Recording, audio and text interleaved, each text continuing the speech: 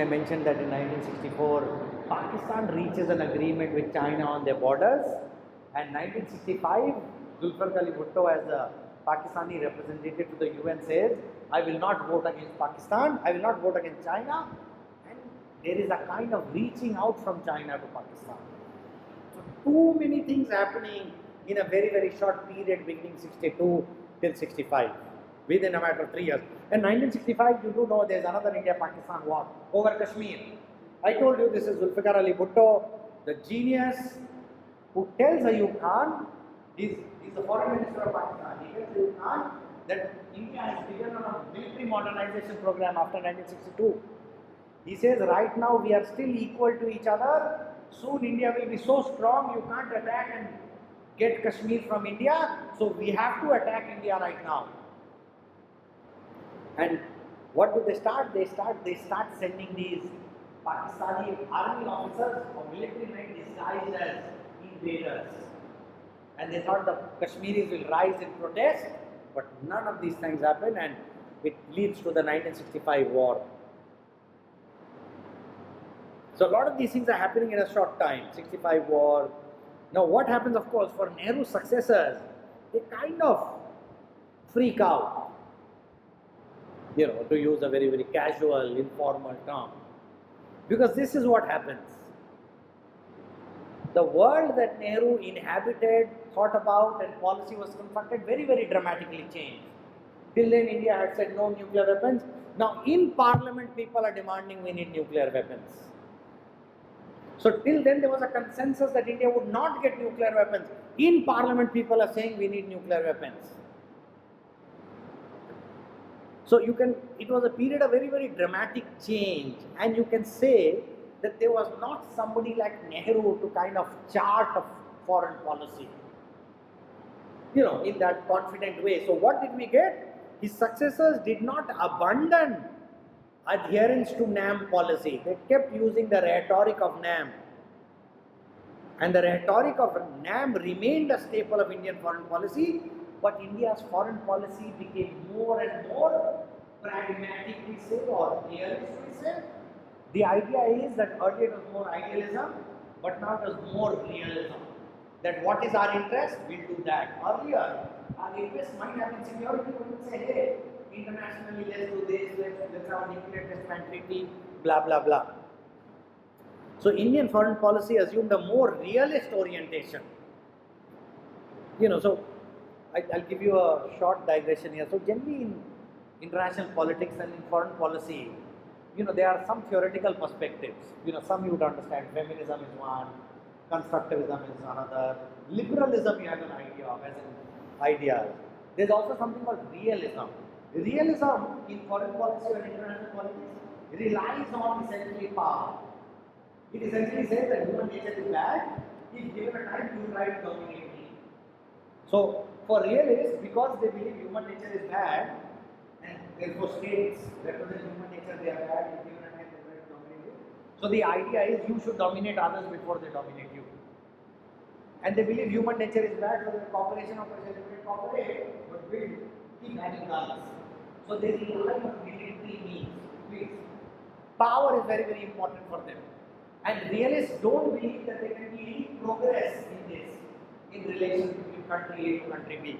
They say that every generation is fated to go to war with each other because human nature is very bad. Liberals, on the other hand, they accept that, you know, human nature might be bad, but they say that human beings are rational. And rational people can cooperate if you show them benefit. If you show them that together, if we work together, we build a big palace, we will build a big palace in the enemy's country. So, human beings are rational to cooperate. So, liberals, they don't say military is not important. They say it's important. But they say that we can economically, you know, cooperate with each other and become richer.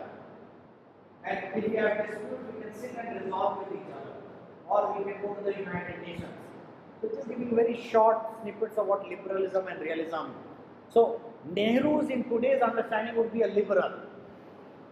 He's not like he believed that Pakistani were his cousins. He did. But he believed that he could cooperate, not only the Pakistanis, any country in the world. While realists believe that don't trust them, build weapons, carry long big guns, stuff like that. So it is often said that 47 to 62 was an idealist or a liberal phase in today's terms, and from 1962 onwards, Indian rhetoric might be about non-aligned movement, but policy became more and more realist. That we don't trust them, military is important, power is important, no ideas about cooperation, etc. Now, just to come back, globally what is happening after Nehru dies? That that US cooperated with India after 1962. But after 1965 war, US is, because 1962 when India and China are fighting, is also the year of another really big crisis in the world, the Cuban Missile Crisis. The closest the world came to a nuclear war, when basically what happened was, Cuba is an island of 70 miles off the coast of Florida. Cuba used to be an American colony. They were actually a Spanish colony which the Americans had taken over in 1898. And there was a American supported kind of regime in Cuba. But a communist movement. Cuba was a very, very impoverished society. A communist insurgency came in Cuba and defeated this American-backed Batista regime. Threw them out of power. Che Guevara and Fidel Castro came to power. Now, the Americans thought, hey, we have a communist government right next to our, 60 miles from our coast. And of course, the Americans have since 100 years changed the governments whenever it was inconvenient to them, especially in Central America and Latin America. Even in Indonesia, but we just talk about Central and Latin America. So, how could they tolerate a communist regime so close to US landmass? So while Kennedy had just taken office in 1961, the CIA had planned, that they would raid some Cuban exiles. So Cuban economy is like a plantation economy, huge economy. Very, very rich people, large amount of inequalities, and they all, once the communists came to power, everything was nationalized, as you know. So all these rich guys and rich families came to Florida. Very, very. There's also a very famous Al Pacino film set in Florida where he plays this Cuban exile. They're given to drugs and at a certain point because of their anxiety condition, they're very upper class, Roman Catholic, blah blah blah. So they were training, CIA was training these anti-communist people and were hoping to send them back, supported by the CIA, and defeat the Communist Party of Cuba. But crazy, known as the Bay of Pigs invasion, the communists beat these CIA guys back. And the Cubans realized that if they want to be safe, if the regime, think about it, people are really smart, really smart. But think about it, the Cubans say if we have to be safe from this American regime, we have to get nuclear weapons.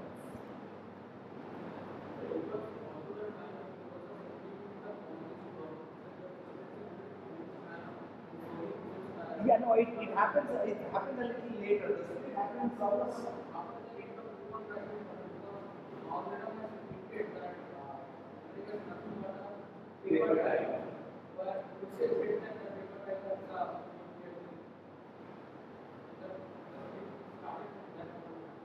yeah, no, it's a very, very fascinating period. So he convinces the Soviets, Victor Castro convinces the Soviets to do what, they send nuclear weapons to China. Can you believe it?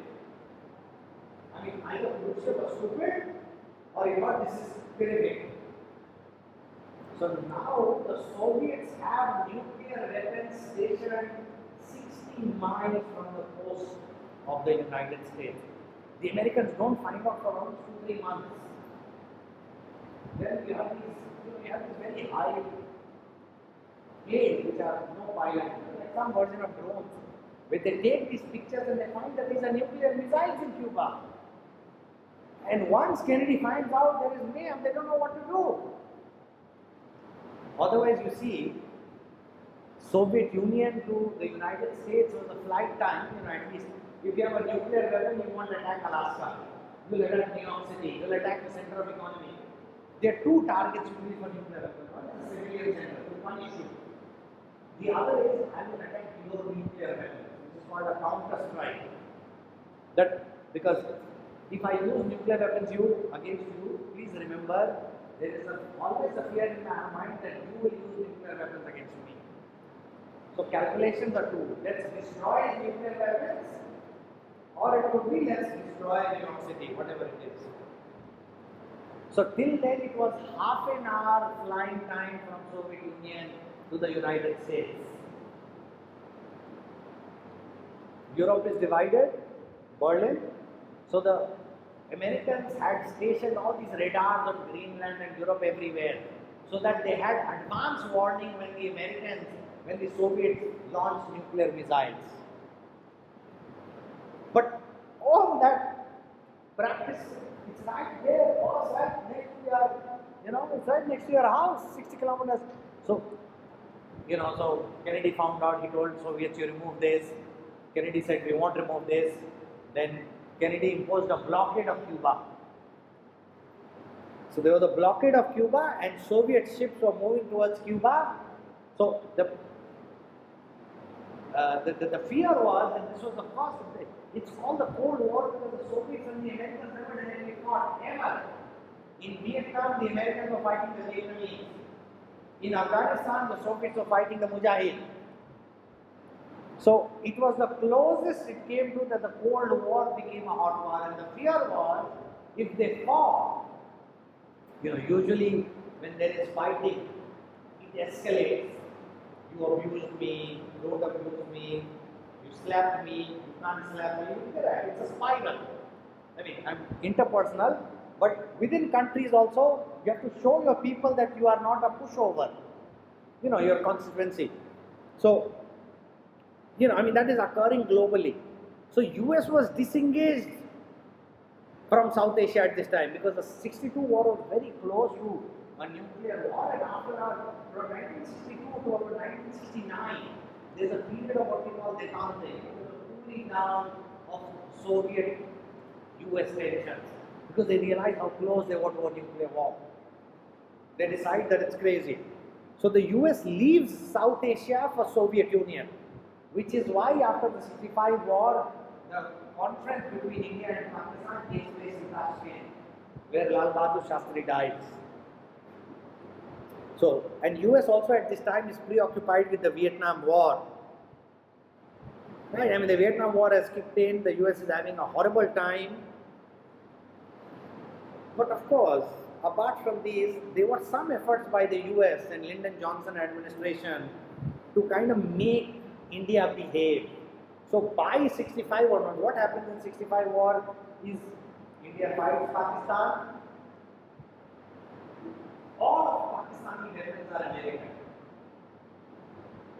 Our weapons are not only American, they are largely Soviet weapons. So as the war breaks out, United States imposes sanctions on both India and Pakistan. What are the sanctions? That we will not sell arms to you. It did not hit India hard, but it hit Pakistan very hard because they didn't even get spare parts for their, and they were losing tanks. They lost a lot of tanks in this war. So after the 65 war, and there's always been mistrust of the United States, India went back, as we said. India was still using the non-aligned movement rhetoric. So India was very, very critical also of Vietnam War because, for India it was the issue of decolonization. Vietnam was fighting for its independence from France. So there were some efforts by the US administration to exert economic pressure on India. You have to realize this is also the time when India was not self-sufficient in food. And there is a very, PL480 is a wheat which comes from the United States to India. And India needs that wheat to feed its poor people. Otherwise, there would be starvation, famine deaths in India. But it is a very, very low quality wheat. They say it was fed into the rats in the US. This essentially kick-starts the process of the Green Revolution. But even by this time, we are dependent on these grains coming in ships from the United States. And despite that, India, you are sending me grains and I'm criticizing your Vietnam policy. Please try and understand. They are constant, these juxtapositions are always there. So often what is discussed in news and newspaper, Pradhanmantri ne ye kiya, Pradhanmantri ne wo kiya, they're all the basically high politics. I'm sure even in Indian newspaper they didn't mention the grains. But we have to be aware of हमारी औकात क्या है. I mean, after all, and I'm not saying that just because you are hungry, you should not make these statements. You should. Very important. Everybody has a right of self-respect, even hungry people, right? But as analysts, because India is not a person, right? India is a country. As analysts, as somebody who assess foreign policy, that is why you realize most of foreign policy is hidden away. You have to you have to really look at, this is happening, that is happening. Let's say these stun grenades, these sound grenades, being used by the RAB in Bangladesh, they are used to stun you, basically the sound grenades. They use it for crowd control. So, Shahidul Alam, the famous photographer, journalist, was a big anti-Awami League baiter. He seems to convey, I don't know if it's true, but in his dispatches, which he managed to get out despite the internet being down in Bangladesh, he seems to suggest that these stun grenades are coming from India to Bangladesh. It seems India is supplying a lot of arms to Bangladesh. So, these things start mattering. Very nuanced thing. You wouldn't know, and you wouldn't know that this is a big move. That this is big for India to be supplying weapons to Bangladesh. Why? Till now, China was the main supplier of weapons to Bangladesh. So it's not only about business, it's also about influence. If it's your weapon, you know what your weapons are capable of. You know how much they are ordering. You know who are the people. Once you buy weapons, there's a different kind of relationship. So, anyway, US tries to put considerable economic pressure on India to temper India's criticism of the Vietnam War, and this is the period the Green Revolution starts, reform of agricultural policies, blah blah blah, etc. And the Soviets, of course, brokered, the India-Pakistan peace talks in this period. Regionally, what is happening, of course, I told you, globally this is happening. The Americans are not that interested, the Soviets are there. Regionally, Zulfikar Ali Bhutto has reached out to China, and you have the beginning of what is called the China-Pakistan nexus, or the security cooperation between China and Pakistan to balance Indian power. I told you China tested nuclear weapons in 1964 at Lop Nor. As a result of Chinese nuclear tests, for the first time, the consensus in India against nuclear weapons breaks down. In Parliament, people demand that India should abandon its policy of non-alignment and India should get nuclear weapons. After 1966, when Indira Gandhi comes to power, people tell Indira Gandhi that you should seek nuclear guarantees. And Indira Gandhi, this is again documented, that Indira Gandhi talks to the Soviets, blah blah blah blah blah blah. उनके पास nuclear weapon है, हमें बचाओ. Possibly talks to London, talks to Washington DC, nobody says anything. So Indira Gandhi tried to seek nuclear guarantee from the great powers. We'll assume, I don't know, Moscow or Washington, maybe London. I don't think India would talk to France like that. But nobody guarantees Indian security. And they say after this, Indira Gandhi authorized India's nuclear explosion project, which of course culminated 8 years later in 1974. So 1966 received those guarantees, and there is a very famous statement by Homi Bhabha, who is in charge of the nuclear program. He says if India wants, India can get nuclear weapons in 13 months or some nonsense like that. But of course, Bhabha died in 67 in a plane crash. I don't know if the Pakistanis, the Americans, the Israelis, the Chinese will kill him. I don't know. There have been some suggestions, but I don't know if it's a conspiracy. Conspiracy is when you can't prove it. So, as social scientists, we have to really, if there is no evidence, you really can't do it. You can suggest that it is possible, but it's only a conspiracy because there is no evidence. If there is no evidence, I mean, how can you say anything? So people do talk, basically he died in an Air India crash. The Air India crash in the Swiss Alps. I think it hit the face of the mountain. And this is not the only plane which has done that. There are other planes. Recently a German plane hit it. So, maybe you can do work on that. I don't know. So I think Bhabha died in 67. So maybe Bhabha died, but basically the point again being of nuclear weapons, we come back to it. Technology by this time is simple, we know. And India's nuclear program began in 1943. If you look at the Tata Institute of Fundamental Research in Colaba, Bombay, it's one of the oldest programs, nuclear programs in the world. So India has been using nuclear weapons for peaceful purposes for a long time. So technology they were known.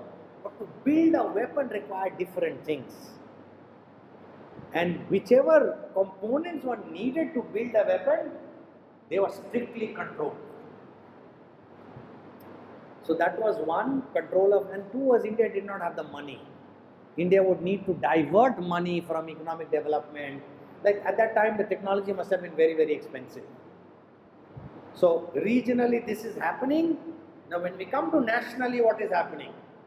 Of course, beginning 62, Indira Gandhi, 1969 is the split in the Congress.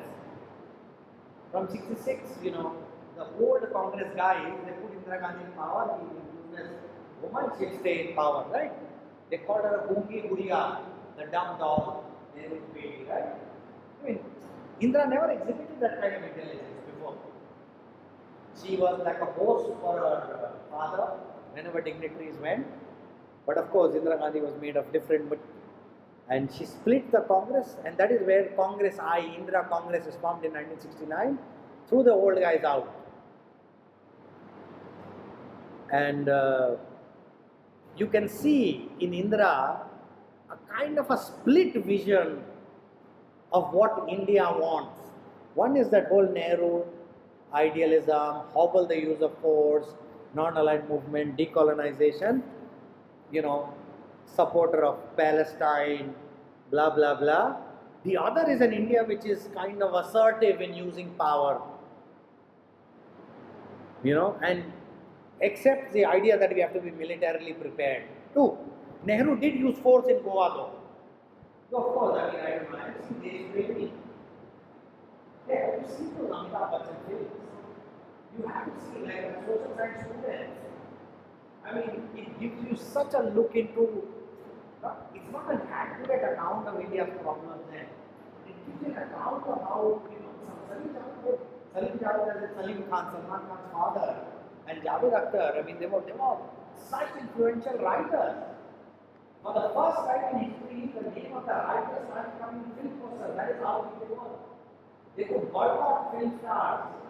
Writers of Hindi cinema boycotting film stars. I think Javed Akhtar has this anecdote that they felt so powerful that once he was super drunk and he met Rishi Kapoor and he said, "Career barbaad kar sakte hain." Rishi Kapoor, who had entered films with Bobby, that was a big hit. So it gives you a good account of the mood of the time. I mean, in that sense, the mood of the time. So Deshpremi is a film about Goa. Bachchan is there, and it's about the Portuguese occupied, and there was a freedom movement in Goa, right?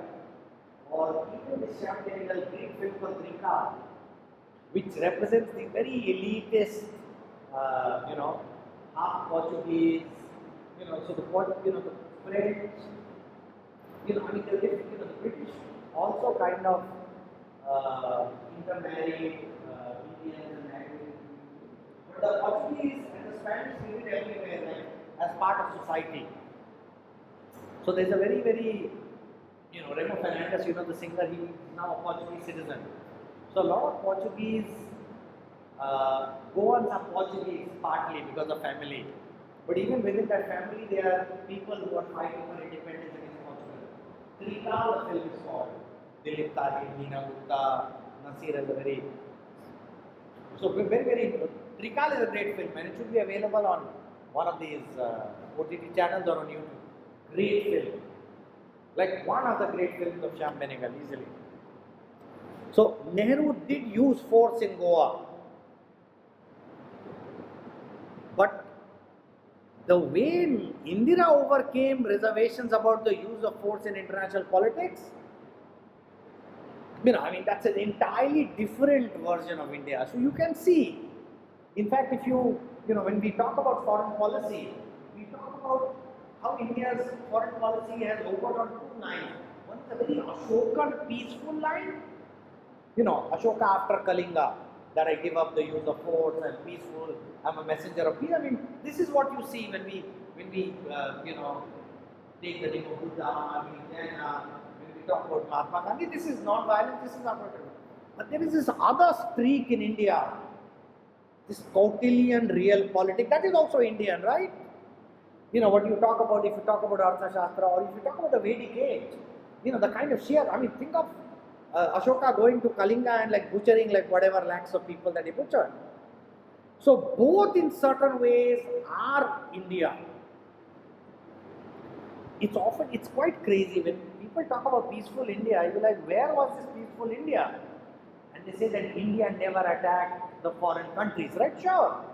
We talk about it today. Which foreign country you say? They'll say Burma. Hey, but India never had borders with Burma, but we'll ignore that. Tibet, China, Iran. Because India, you have to realize that you are imagining India as in the past from today's India. But that's not really accurate. India has in few moments India has been united. But there was ample violence happening among Magadh versus Ujjain and Ujjain versus this. The Mahajana Padas have been fighting with each other for a long time. Upinder Singh's book, Manmohan Singh's daughter, but I shouldn't introduce her as that, I'm doing her a disservice. A brilliant historian of ancient Indian history, wonderful book, Violence in Ancient Indian Societies. And I know her before she was Manmohan Singh's daughter, before Manmohan Singh became the Prime Minister. So, when we talk about a peaceful India, I'm not denying that there is a streak within us which has a philosophical streak in that manner. But look at that realism. I only see violence. Caste is only violence. Caste and hierarchy of caste is only violence. Think about it. Your shadow can't fall on me. My God. Think about the stories that Premchand write that if I was walking and a Brahmin went by, my shadow fell on me, he would punch me. He would say that I will Ganga Snan karna hoga. Bizarre stuff. That's violence. After all, you're talking about human beings. So, here, Ganguly says that there are two competing visions of world order. I said, no, there are no two competing visions. There are Ashokan and Kautilian, Ashokan idealism and Kautilian real politics. Pragmatism has always existed in India. In Nehru, we saw the emphasis on one because national movement, Gandhi. In Indira Gandhi's time, you see this Kautilian real politics, where India overcomes its reservations about the use of force, accepts the importance of defense preparedness. And let me reiterate the linkages we are making with the first non-violence Kautilian mode. I am adding to it decolonization, non-aligned movement, Nehru's anti-apartheid. Though it would be a problem, you can still use force and be anti-apartheid. But this, in certain ways, in terms of idealism and realism, that is the definition, the kind of difference you can make. And of course, refugees from East Pakistan are coming into India due to the civil war there. But India doesn't go to war. What Indira Gandhi does is she kind of gets into she makes this Indira Gandhi, her government, this politico-diplomatic strategy where as soon as please remember, even in 1971, Pakistan first attacks. The first declaration of war comes from Pakistan and then boom, boom, boom. So she gets into a position, her interviews are available. You see these interviews she's giving to these European wire agencies that we are worried with the amount of refugees, they'll destabilize the country. I'm sure India was putting pressure on Pakistan, but no direct declaration of war or movement of, or attack, no use of force. So the first thing 1969 Indira Gandhi does is break the Congress. The second thing that she does is she gets into this position where she's preparing for a war with Pakistan, and she, kind of gets a tacit security guarantee from Soviet Union. Despite being a member of and rhetoric of non-aligned movement, they sign a 20-year pact with with the Soviet Union from 1971. It is in this context that India intervenes in East Pakistan by support of the Mukti Bahini, breakup of Pakistan and the creation of Bangladesh. So 71 this occurs, 74 two events occurs. One is the merger of Sikkim with India, which must have freaked the Chinese out. And the second was, of course, the nuclear test of 1974. So in that nature, you can think of how Indira or India under Indira Gandhi overcame its reservation about use of force in international politics and accepted the importance of defense preparedness. She waited for December, please remember, where there was no water logging, the rains had settled, the snow in the Himalayan peaks had settled, the Chinese could not do much. She had a security guarantee and then she went to war. Indira Gandhi went to war with Pakistan while Pakistan has the support of China, United States, everybody in the world, Saudi Arabia, Indonesia, they were all American allies. You see, superpowers are great powers. We discussed when we deal with Sridharan's argument about power attributes. Essentially, superpowers or great powers are countries. If you use superpower, great power, synonymously interchangeably. They have an interest in every part of the world. The United States as a great power did not want Bangladesh as a country to be born. They wanted to protect the integrity, territorial integrity of Pakistan. It's not because they liked the Pakistanis more, no. They were worried about their alliances. They just wanted to, and when they saw what India was doing, they also got offended that, we are a great power, we don't agree with this, how did this happen? So you have to realize, no country in the world has been created without the concept of the United States. Indira Gandhi could create Bangladesh, I said help create, I don't mean that. Could help create, this bit about India's help in the creation of Bangladesh, Awami League will be a big prize for it. So, India could only help create Bangladesh because the Soviet Union stood as this guarantor.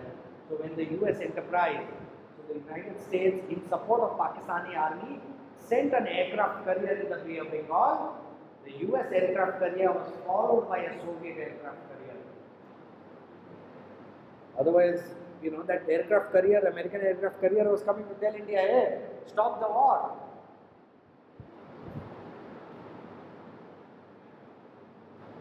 So all these calculations went, and that in dramatic way is quite changed from India trying to hobble the use of force in international politics, India not caring about military preparedness. You're getting it? Very, very dramatic. And India was now the dominant power in South Asia. Because Pakistan was half. In size it was considerable, you have halved it. Two borders supposedly became safer also. Yet, of course, India was unable to emerge as an Asian power or a global power. Please remember this unit is India after the Cold War, an emerging power. So in the 1970s, after 71 war also we discussed why didn't India emerge as a great power or power of any consequence. India did not matter still. One was, of course, because of India's economic policies, the state-led industrialization policy of what we call the planned economy, socialist economy, had low economic growth. India was not integrated to the global economy. India lacked technology. India lacked innovation. India was stifling entrepreneurship. There was very low growth, what somebody had called the Hindu rate of growth, at 2 or 3%, which is not, you're growing at least, but India is overpopulated, way too poor. You need to grow at a faster rate. So, India was unable to emerge as an Asian power during this time because India did not have good growth. Please try and understand that. Which is why there is an assumption that it's a matter of time that India will become a great power because now we are growing economically.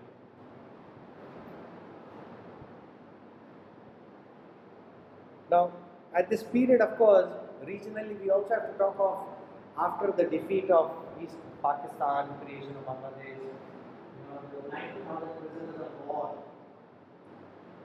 Pakistani soldiers who were captured in Bangladesh. And then there was a Shimla Agreement. Usually people talk of India-Pakistan Shimla Agreement of 1972, where Indira Gandhi went, Zulfikar Ali Bhutto came. Benazir Bhutto came with Zulfikar Ali. If you read Benazir Bhutto's autobiography, you should read Doctor of the Age. So she talks about how she started learning diplomacy at the time. And simple thing, what was India had defeated Pakistan, reduced Pakistan into half. So Indira Gandhi could have, essentially allegation is that why did Indira Gandhi settle Kashmir dispute then? You had already won a war, right?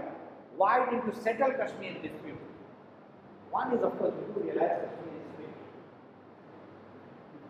Because Kashmir is not part of India.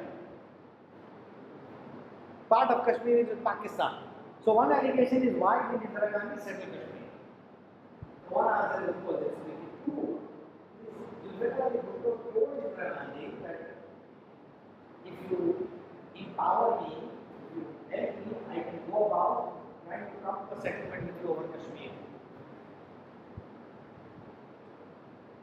But you have to show some good faith, otherwise they will be indirect. Because the Pakistanis will oppose. The Pakistan is so bitter against India, right?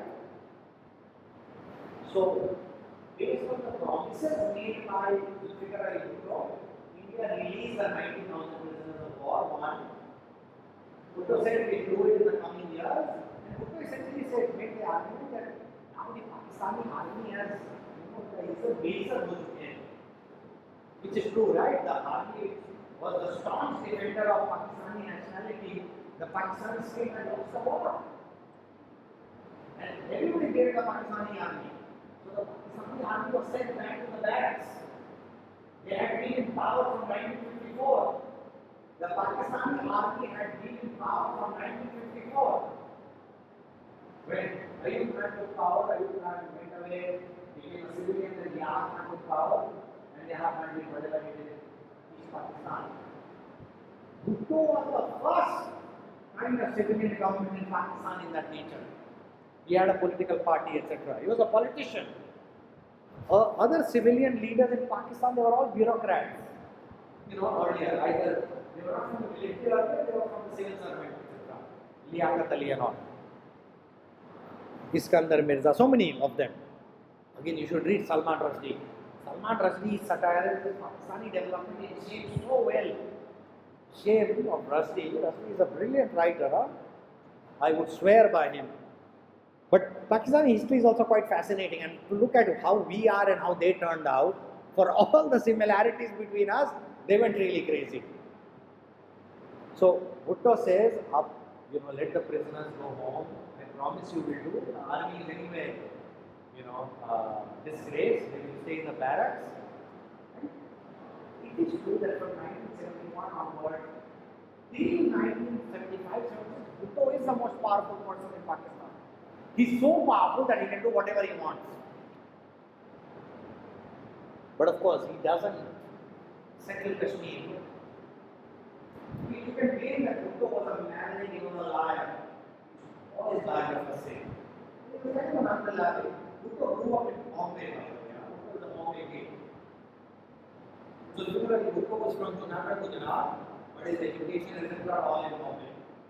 Later on, after partition, they shifted to Karachi, which is kind of Bombay's counterpart in Pakistan. So people say he's a liar, he was a maverick, trusting. So what happened? Of course, maybe that's true, but that would be too much to think that Bhutto had that capacity or capability. Maybe Kashmir is actually a faulty issue. I don't know. I'm saying, but people blame that, and people accuse Indira Gandhi that she didn't use the opportunity to settle Kashmir issue. But what happens in Pakistan, of course, Bhutto becomes very powerful. Army is already disgraced.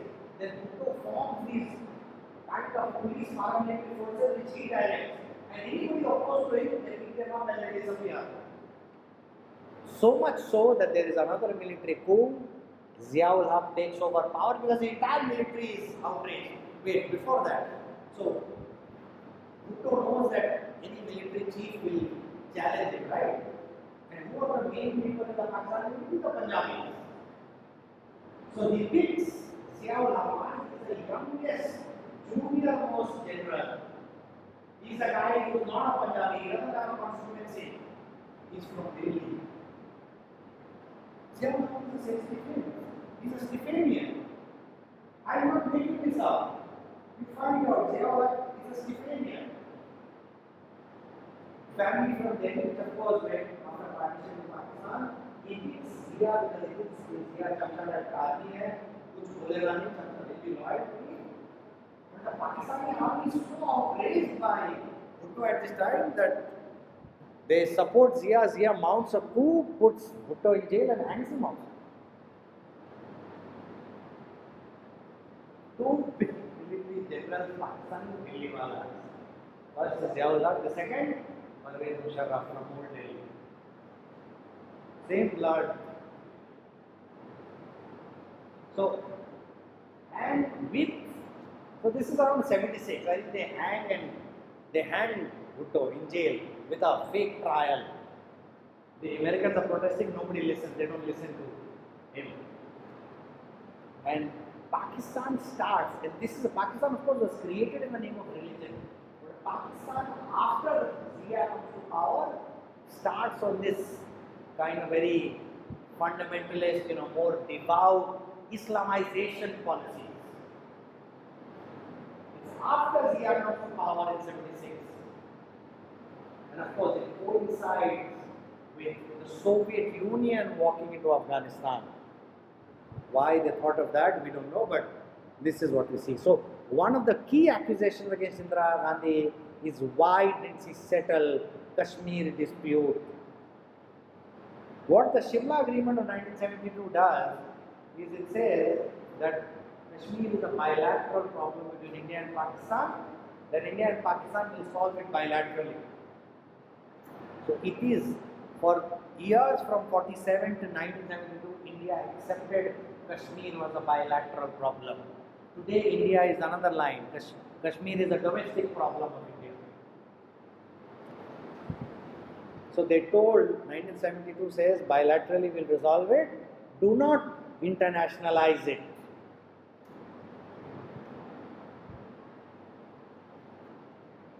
So we were economically weak, of course, which prevented India from becoming a reasonable emerging power.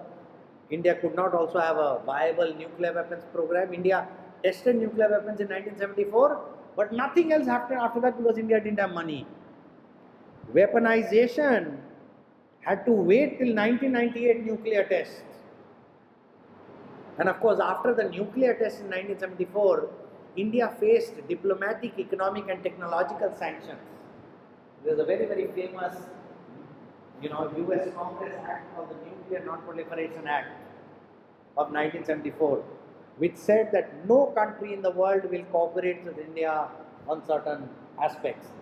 Technology, that is why, all technologies are dual-use technology, they said you can't. One of the benefits of this was that our ISRO, Indian Space Research Organization, is the only indigenous program. It started off in 1976-77 after, what President APJ Kalam was in charge of. He was a satellite guy. He was not a nuclear weapons guy. He was in charge of satellites, but satellites is the same rocket which sends nuclear weapons. He did not build nuclear weapons. That is part of Atomic Energy Establishment. That is separate. Atomic Energy Commission. So India's program, many programs after that suffered, of course, because of the Nuclear Non-Proliferation Act of 1974 of the US Congress. The 2005 Indo-US nuclear deal basically for the first time removed all that sanctions on India. That is why the deal is so important, because it removed So when the US would sanction a country, Britain, France, Soviet Union, none of them would participate. This was great power kind of agreement that USA and Soviet Union might disagree on a lot of things, but they agreed that they should not be spreading some technology. So there was a technological embargo on India, and because of economic weakness, of course, prevented India from carrying out a viable nuclear weapons program. Now in 1979, so we begin from 1962, Zia is already in power in Pakistan. 1979, the global politics came to the South Asian regional world. We told you that India was not really a great actor. It was supposed to dominate South Asia, but India was marginal. Its influence was limited to South Asia, but South Asia became the center of global tensions as Soviets invaded Afghanistan in December 1979. So India had influence in South Asia. Soviet Union was supposedly Indian ally, but the Soviets didn't tell the Indians also that hey, we are going into Afghanistan. And India and Indira Gandhi totally disagreed with what the Soviet Unions were doing. And privately, I think this was conveyed to the Soviets that you guys just messed up. But the Soviet invasion of Afghanistan, the Soviet Union came into Afghanistan. Why? To support the Afghani Communist Party to stay in power. Very simple. There's a more complex history, you can read about that. With the Soviets invading Afghanistan, the US responded. They saw the Vietnam moment. And I just saw this Hollywood film called Charlie Wilson's War. Quite fascinating. Where the Pakistani, Om Puri as Ziaullah, is telling this crazy US senator who has no link to foreign policy that we want to fight the Soviets. You have to give us something. So this American senator talks to the Israeli arms guys, but they don't want American arms. If you have American arms, the Chinese Soviets will discover, right? So, because it is jihad, they get Soviet arms from Egypt, smuggled. And Egyptian supplies the Soviet arms, which they supply to the Mujahid, and they fight.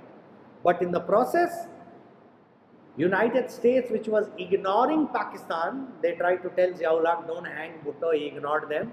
So, Jimmy Carter was ignoring Pakistan. United States renewed their strategic relationship with Pakistan for the first time since the 71 war. And all this was to defeat the Soviet Union. The US Americans relied heavily on Pakistan, and Pakistan expected a significant economic and military prize for this cooperation. In fact, the first time Jimmy Carter sent somebody with some $800 million, Ziaullah said, this is peanuts, we won't do it for this. So the Americans had to up the offer. The first offer was $3 billion, the second offer was $5 billion, basically $8 billion in 1979 spread across two packages of money and arms. A lot of, I think the F-16s that Pakistan got was during this period. But of course, 79, the war started, ISI became very prominent, Pakistanis, through using American money, generated their own assets. So all the money was coming to the Pakistanis and they were saying, Taliban, ye lo, tum lo. And they were only giving money to people who support Pakistani positions. So they didn't give arms and all to everybody. And over time, by the time the Soviets left, they had dedicated forces to do what Pakistani wanted. Because they were dependent on Pakistani ISI and Pakistani army. So Mujahid fighting supplied by the American arms to Pakistanis, Soviet Union suffering losses from 87 onwards. Soviets withdraw. There are a lot of foreign fighters from all over the world in Afghanistan, who are being trained by the Pakistanis. Now once the Soviets withdraw, what to do with these guys? One, there is civil war in Afghanistan. The second, the number of these fighters then go back to their respective countries to fight jihad. Indonesia, Kashmir, Caucasus, Africa, Central Asia, China. Believe me, even Xinjiang in China, a lot of these Uyghur people come fight the holy war, get trained, go back and start bombing Chinese troops. So a lot of weapons and Chinese, remember, were supporting the American fight against the Soviets because they have. So a lot of Chinese weapons to the Mujahideen was coming back to China and attacking China. This is when the Kashmiri insurgency booms. Kashmiris don't like India, but they never had violent movement against India. It is in 1989 that JKLF started. They start being trained in POK or in Afghanistan. So first is our Kashmiris who go, get trained and come back. Now of course, JKLF wants independence. They don't want to go to Pakistan. So one is, because of Afghanistan, because of Soviet Union, these things happened, Kashmir worse. And then over time, Pakistan starts supporting only those people who support that Kashmiris will join Pakistan. So all the people asking Azadi are not supported by Pakistanis. So I think that leaves Lashkar-e-Toiba, Hizbul Mujahideen, like more and more crazy groups. At this time also a lot of foreign fighters, Afghanis in Kashmir.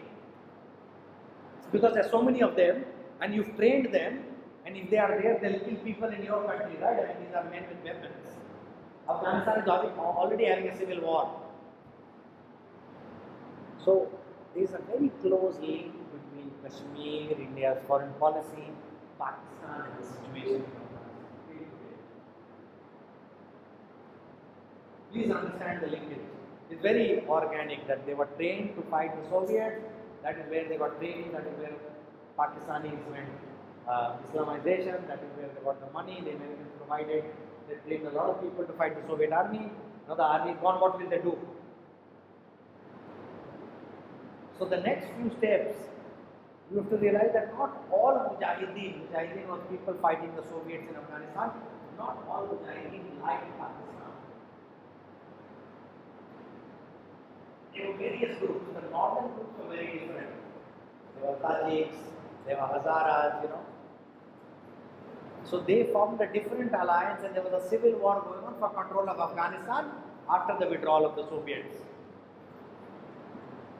So the Northern Alliance groups became pro-Iran, pro-India, and actually also pro-Russia.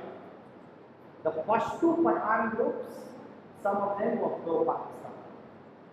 So the first civil war is this Pashto Pathan southern groups in Afghanistan versus the northern minorities, Ahmed Shah Dostum and all. And 1992. The Talibs are students basically. Students in madrasas are called Talibs. So key number of fighters from these madrasas in Northwest Frontier province join. They are more disciplined. They take over Taliban. They take over Afghanistan, and they hang Najibullah, the president of Afghanistan. The president of Afghanistan, please listen to this, is hung on a common tree in Kabul in 1992 when the Taliban take over Afghanistan. It sends large number of Afghani refugees to Delhi. If you go to Lajpat Nagar in Delhi, there is a whole Afghani colony. There are so many Afghans who are Indian today because they were pro-India, anti-Pakistan, anti-Talib, and they were Muslims. I mean, I'm saying this also in the context of Citizenship Amendment Act. I'm also talking about in the context of Northern Alliance. Northern Alliance was supported by India, Russia, and Iran. So, the Afghanistan war kind of set off so many years. So, Afghanistan is going on, Kashmir is going on.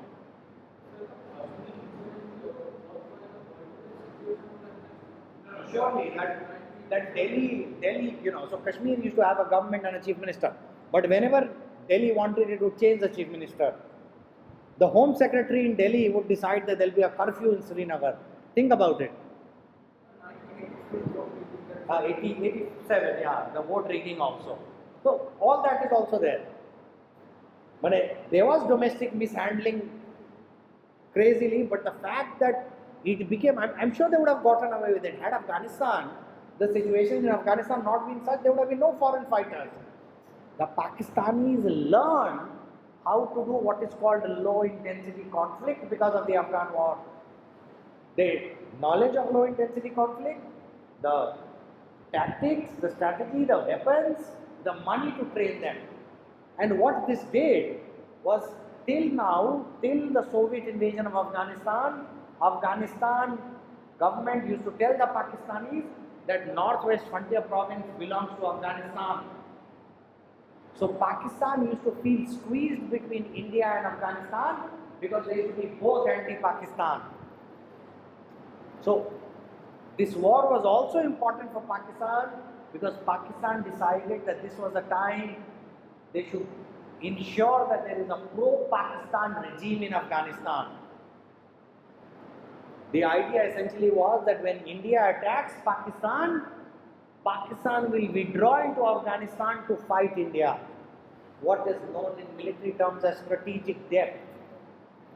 And Pakistan's security has become better with their control of Afghanistan, right? I mean, they might be having bomb blasts, but they can create a lot of trouble for India. So a key aspect of Pakistan, or a key aspect of Afghanistan, is this competition between India and Pakistan in Afghanistan. For Pakistan, Afghanistan is important. Why? Because it's a friendly country now, once they have Taliban in power. If India attacks and occupies Pakistan, the Pakistanis can retreat to Afghanistan and fight India. That is the logic of the Pakistani army. They say strategic depth. But all of these are linked together. Please try and understand that. So, of course, the Soviets withdraw, I think, in 1989. As soon as the Soviets withdraw, the Americans stop sending money to Pakistanis. And two, using the cover of this war, this is also the period when Pakistan develops its nuclear program in the 80s. And there are concerns in the United States that Pakistan is developing a nuclear program. And there is a very, very famous Pressler amendment. Senator Larry Pressler says. He says that the American president who is sending this package money to the Pakistanis has to give a certificate that Pakistan doesn't have nuclear weapons. And he has to say that only then will money go to Pakistan. But I think during this, because think about Cold War, for the Americans, what is more important is defeating the Soviets. So I think a lot of American presidents might have known that the Pakistanis are close to nuclear weapons, but they choose to ignore it and still transfer money.